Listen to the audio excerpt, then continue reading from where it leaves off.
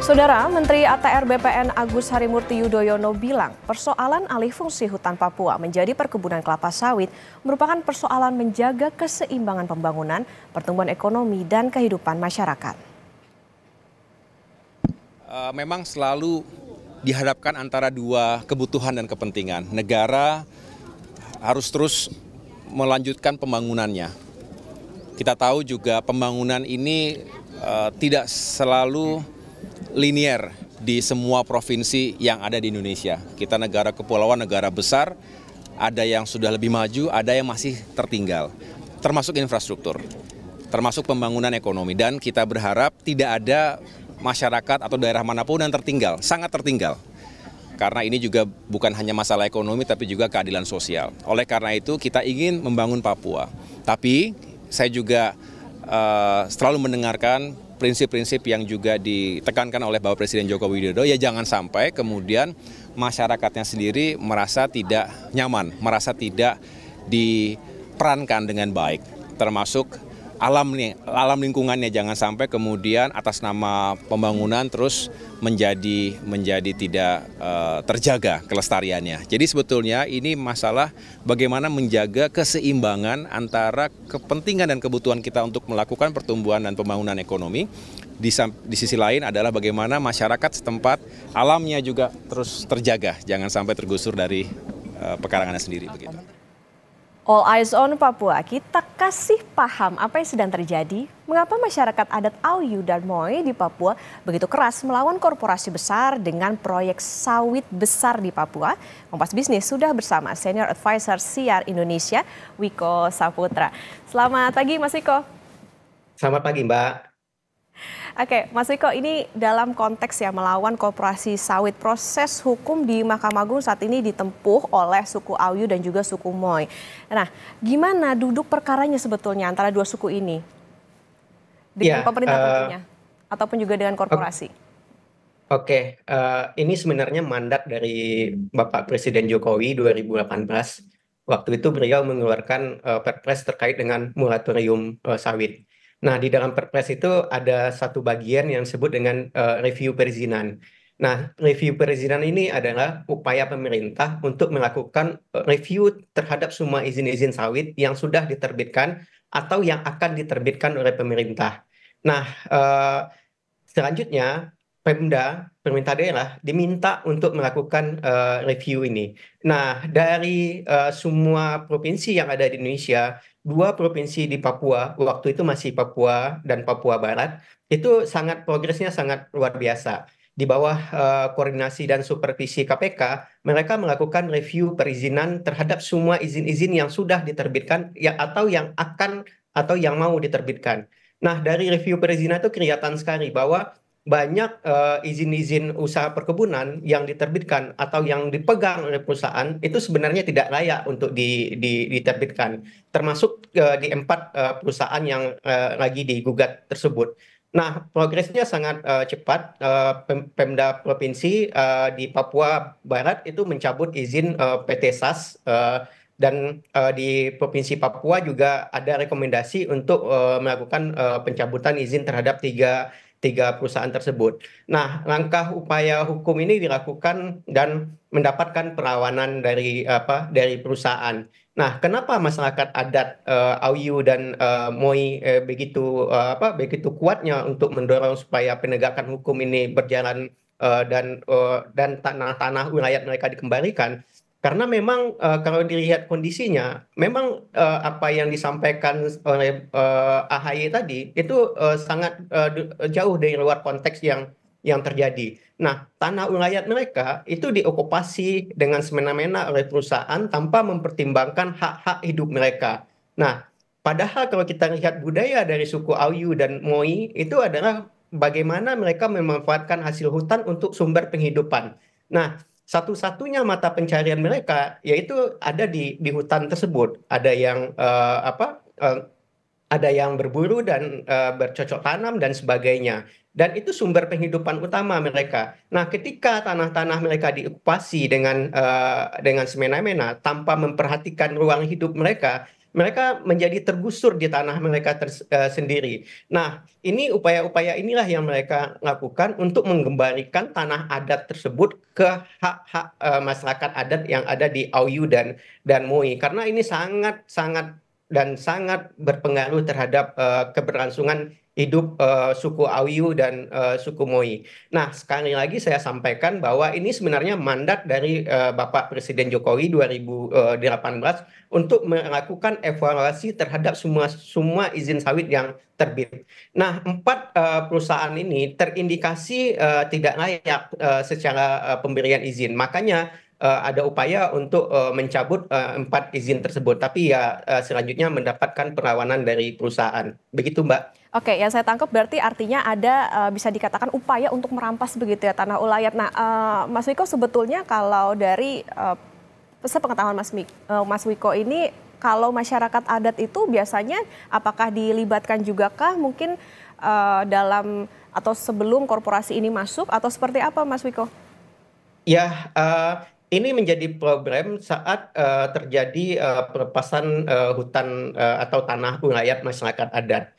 Nah, memang waktu itu ada sosialisasi dari perusahaan untuk membuka perkebunan sawit di 4 wilayah tadi. Dan memang secara prosedur formal mereka melakukan sosialisasi.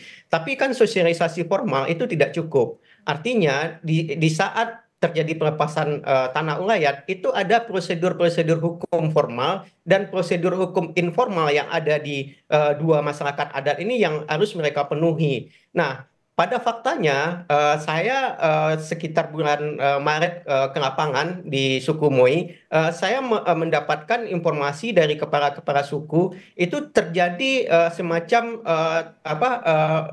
manipulasi terkait dengan pelepasan tanah ulayat mereka.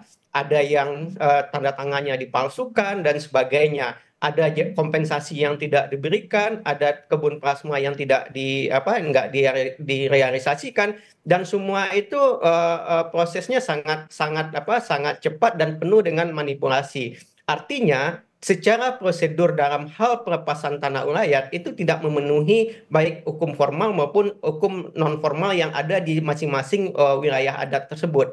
Nah, inilah yang menjadi problem dan inilah yang menjadi sengketa antara masyarakat adat Oyu, Moi dengan 4 perusahaan tersebut.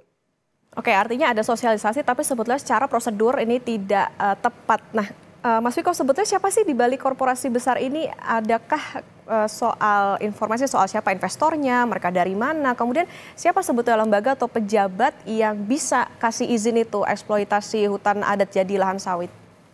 Nah, terkait dengan korporasi, sebenarnya ini menjadi pertanyaan besar bagi kita bersama. Apakah dengan membentangkan karpet merah untuk membabat hutan Papua, kita mendapatkan nilai tambah ekonomi dari kegiatan investasi tersebut? Faktanya tidak seperti itu, Mbak. Nah, pertama, siapa korporasinya? Ini kolaborasi sebenarnya antara investor dalam negeri dengan investor asing. Nah, biasanya yang di depan itu adalah investor dalam negeri. Bisa dia berasal dari elit politik yang ada di nasional, pengusaha-pengusaha nasional, tapi dia berkolaborasi dengan investor-investor asing dengan membuat perusahaan patungan di negara suaka pajak. Nah, pada umumnya ketika kita melakukan corporate mapping, kita melihat bahwa ada kolaborasi tersebut. Nah, biasanya kegiatan-kegiatan investasi ini dikendalikan di luar dari Indonesia, seperti negara suaka pajak, seperti di Singapura, Hong Kong, dan British Virgin Island, dan beberapa negara yang menjadi negara suaka pajak. Nah, sifat investasi ini sangat ekstraktif sekali. Artinya dengan modal kapital yang cukup besar, mereka melakukan investasi, tapi biasanya uang tersebut ditarik keluar dari Papua. Bahkan uang tersebut ditarik keluar dari Indonesia karena dia berada di negara suaka pajak. Nah, keuntungan-keuntungan seperti ini sebenarnya minim bagi pemerintah daerah maupun pemerintah pusat maupun masyarakat adat sendiri. Nah, dari corporate mapping yang coba kami lakukan terhadap perusahaan-perusahaan yang mendapatkan izin, nah ada indikasi ketika terjadi sebuah konflik, sebuah tuntutan hukum, terjadi peralihan dari kepemilikan modal. Jadi kalau kita cek semua siapa di belakang semua ini, itu namanya bertukar-tukar sesuai dengan kondisi yang ada di lapangan. Ketika ada tuntutan, terjadi peralihan dari kepemilikan saham dari perusahaan tersebut. Nah, aksi-aksi korporasi ini sebenarnya upaya mereka untuk melakukan siapa di balik semua aktor yang ada tersebut menjadi samar-samar. Nah, inilah yang menjadi temuan kita, sehingga kalau kita lihat hasil investigasi yang kami lakukan, sebenarnya kuncinya ada dua aktor yang besar di sini. Ada aktor elit politik di Indonesia ataupun pengusaha-pengusaha besar di Indonesia, tapi juga ada kepentingan dari investor dari luar negeri yang juga mau berinvestasi di Indonesia. Nah, dua aktor inilah yang menjadi kunci untuk pembabatan hutan di Papua. Nah, terkait dengan lembaga negara, siapa sih yang sebenarnya yang berwenang? Kita punya peraturan yaitu Undang-Undang Nomor 39 tahun 2014 terkait dengan perkebunan. Di situ disebutkan izin usaha perkebunan itu diterbitkan oleh pemerintah daerah. Nah, memang dalam skemanya terjadi perbedaan di Papua. Untuk Papua Barat dan Papua Barat Daya itu diterbitkan lewat bupati atau wali kota, tapi di Papua Selatan dan sebagainya itu diterbitkan oleh gubernur. Nah, itu dari sisi izin usaha perkebunan.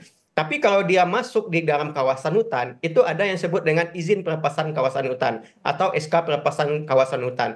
Nah, ini diterbitkan oleh Menteri Lingkungan Hidup dan Kehutanan. Nah, selanjutnya itu ada yang disebut dengan hak guna usaha (HGU). Nah, ini diterbitkan oleh Menteri ATR BPN. Jadi secara skema itu ada tiga institusi, ada pemerintah daerah, Kementerian Lingkungan Hidup dan Kehutanan, dan Kementerian ATR BPN. Nah, mereka lah yang sebenarnya yang bertanggung jawab terhadap penerbitan izin-izin sawit tersebut di Papua.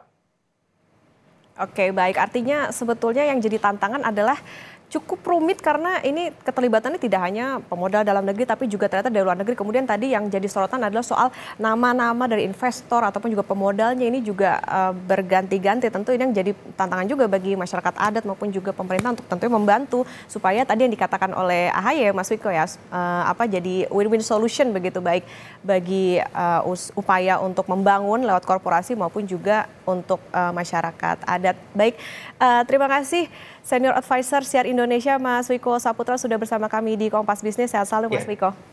Terima kasih Mbak.